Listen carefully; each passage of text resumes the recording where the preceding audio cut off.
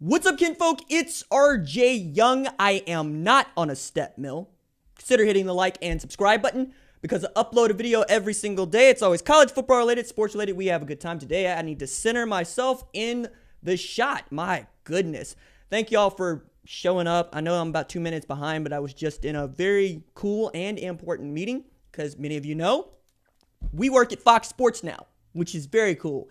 And this is going to be an outstanding national championship game. I call this the last word, aka an exotic hand cannon on the national championship. A couple things that I want to touch on in it. Also, I want to clue you in because you're here for the live chat. I'm doing a way too early top 25 look ahead, and I think there's some teams in there that are going to surprise you. Look for that on foxsports.com. Look for me to have the video probably for tomorrow following the national championship game, finding out who wins. I'm going to take that into account as well. But let's start with this. Bob Stoops is going to go into the College Football Hall of Fame. I think nobody is going to have any truck with that. 10 Big 12 championships in 18 years. Won a national championship at Oklahoma. One of the best defensive coordinators of the 90s and really one of the innovators in college football, ushering the air raid into a Power 5 setting. Just the second team to do that, Kentucky being the first, obviously, with Hal Mumme and Mike Leach. And then Bob Stoops going, I need Mike Leach at Oklahoma because that dude was just giving me fits. And we see how that turned out for him. Also in there is Rudy Hubbard, who coached at Florida A&M, but before that was the first black assistant at Ohio State. After playing running back for Woody Hayes, Woody Hayes put him on staff. And he eventually took over the job at FAMU and led FAMU to the 1978 1AA championship. And FAMU is still the only historically black university to win a 1AA championship. Tremendously big deal. Also beat Miami in 1979. That's Howard Schnellenberger's first year, 16-13. And that game was played at FAMU. So really overdue for Rudy Hubbard. And then another guy that I want to point you to in the Hall of Fame, or going into the Hall of Fame, is Dan Morgan. Dan Morgan was an absolute monster at Miami in the Big East. Like, that dude became the first player to win the Butkus, the Nagurski, and the Bednarik Award in a career, and became the first dude to win it in the same season, which we quite honestly might never see again. Like, it's that big a deal. So, shout out to him as well. There are other guys on the list, I'm sure, that you all have paid attention to that I'm just not going to get into because it's College Football Hall of Fame. We'll have time to talk about it, but I did want to mention those things off top. Another one that I wanted to point to off top is, what does the return of Nik Bonitto mean for Oklahoma? It means Oklahoma is right where I thought they would be in 2021. Spencer Rattler. Oh yeah, that dude was really good. He's a Heisman favorite. He's back at quarterback. You have Kennedy Brooks coming back to play some running back. Marcus Major's there. Seth McGowan's there. We'll see if Oklahoma tries to add another running back, losing TJ Pledger to the portal, losing Ramondre Stevenson to the NFL draft, but that's something you can fix.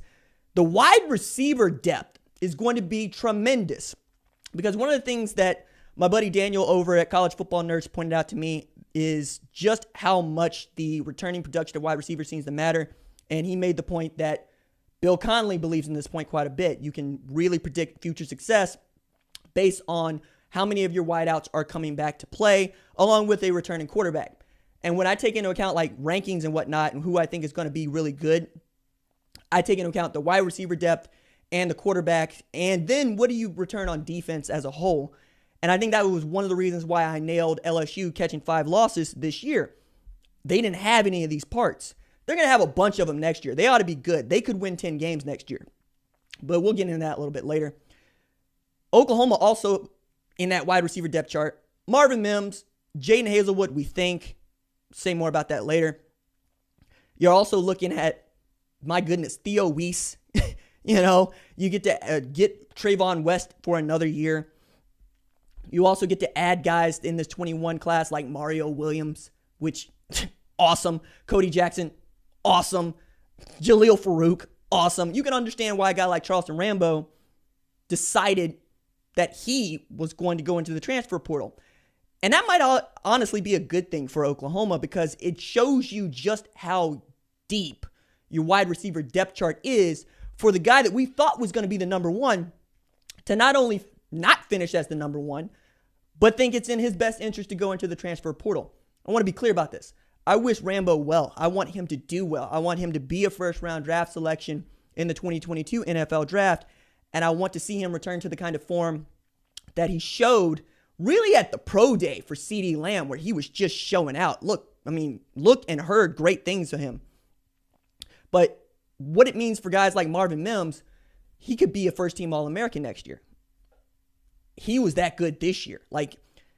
I did not expect him to have that kind of season, and Marvin was one of those guys that kind of flew under the radar, even as he set the state receiving career yards record and set the national single-season record for receiving yards. That dude had 2,600 yards receiving in 1 year at Lone Star Frisco.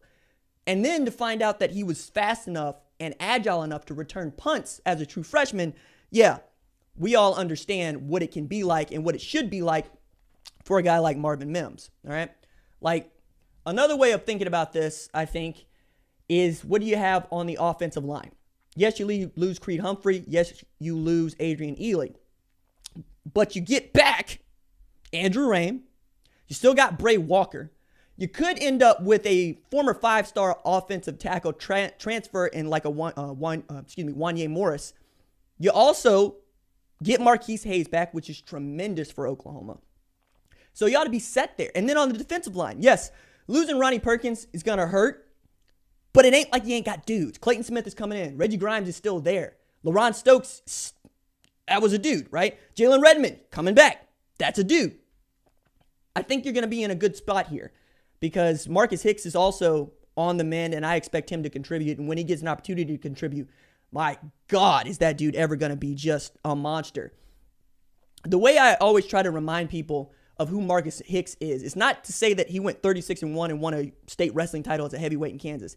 It is to say that my guys over at Tracking Football take into account track and field metrics and wrestling metrics when they can to formulate what they call the player athletic index. And Hicks was so good throwing the shot and throwing the discus that he is, according to their metrics, the most athletic, football athletic person on OU's football team. Period. Think about that, right? You got Ugwebu coming back at Will. You got Deshaun coming back at Mike. And then we'll see what the safety situation looks like, but Bryson Washington ought to put you at ease, right? We understand what Trey Norwood's late surge meant. You have those dudes. You have Woody Washington there. You have Jaden Davis there. It's a really great place for Oklahoma to be, especially with guys like Josh Eaton also already there. This could be the year in which Oklahoma wins the national championship. This could be the year for number 8. I've said that for 2 years now. You've heard me say that for 2 years now. Adding Nik Bonitto to that mix means you know who your dominant edge rusher is. You know who your dominant pass rusher is. You know who the offense is going to have to game plan for, and that's going to allow other guys to thrive. It's going to allow guys like Marcus Stripling to go eat, and I think that's going to be tremendous and very cool to watch. So that's what I wanted to start with when we talk about the news. Another thing I wanted to get to was what a big deal it's going to be if Malachi Moore doesn't play tonight. Getting LeBron Ray back tonight, I don't think would be as big a deal as getting Malachi Moore back for Alabama, because when I think about Malachi Moore, I think of him as the best and most important player in Alabama's secondary. That includes Pat Surtain. And to add to how much I think Malachi Moore means when he's playing well for Alabama, and for me to say that he's better than Pat Surtain, is for me to say that he's not as important or as good as the 2020 Defensive Player of the Year in the SEC, a unanimous All-American, and a 6'2" corner that Brian Kelly said, hey, we're just not going to throw at that guy. We're just not going to do it. I think Malachi Moore is that important to what they do. And Brian Branch is good.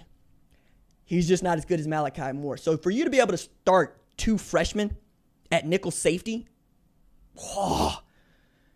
Malachi Moore could end up being a better prospect than Minkah Fitzpatrick. And Minkah Fitzpatrick won the 2017 Thorpe Award. And could play 6 positions at Alabama. Could play 6 positions in the NFL.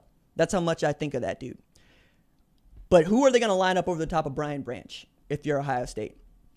Can you get Garrett Wilson in the slot against him? Can you get Jackson Smith and Jigba in the slot against him? Would you like to take a tight end against him? Because Alabama's been pretty bad about defending tight ends for the most part. Now, I say that Christian Harris picked off Ian Book as he was covering Michael Mayer. Now, or Mayer, excuse me, not Meyer. Now, Michael Mayer also was like the only real threat to hurt Alabama outside of perhaps Kyron Williams, and they kept him in check. So there's a different way to look at that. But with Jeremy Ruckert and Luke Farrell being there for Ryan Day to try to take advantage of, I think that could be huge and tremendous. I got to figure out what's going on with this